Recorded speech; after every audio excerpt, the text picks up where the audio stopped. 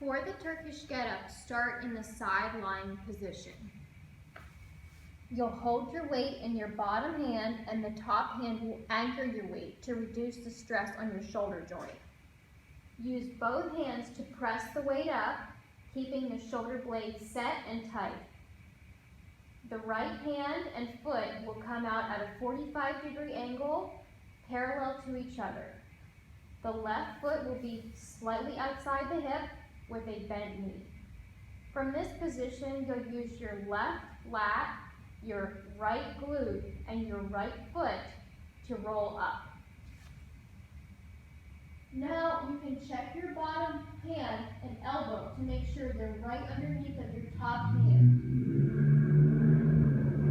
Make sure your shoulder blade is unpacked if you have a long neck. Lift the hand, place the hand down, sweep the leg in, lift up. Make sure the back foot is right behind the back knee. So you can press into the hip and then come to the half kneeling position.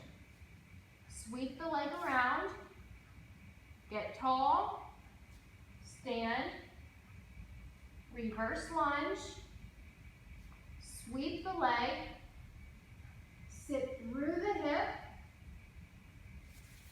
pull the leg through, adjust your bottom hand if needed, place the elbow down and press away.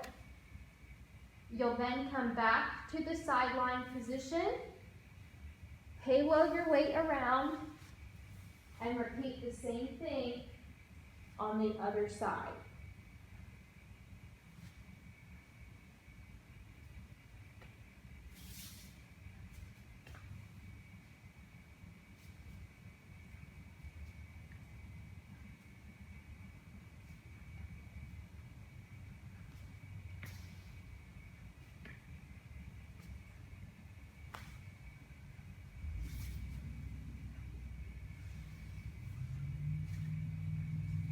And now I'll show you the movement with weight.